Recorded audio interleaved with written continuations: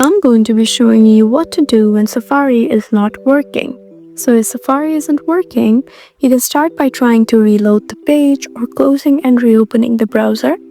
So these are some simple steps. If that doesn't work, the first thing you can do is check your internet connection, or you can try a different website. So if one website is not working, then the server of the website might be currently down. So you can try a different website. If it's not working, then just open your Safari, look down at the tabs, and now just choose a private browser. And now you can open the same website in the private browser. So sometimes see if the problem is related to stored website data. The another thing to make sure is to update your iOS system. So make sure it's up to date.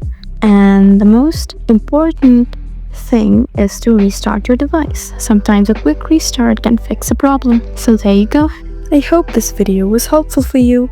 Please leave us a like and drop us a comment down below, and we'll see you again in our next video. Thank you for watching.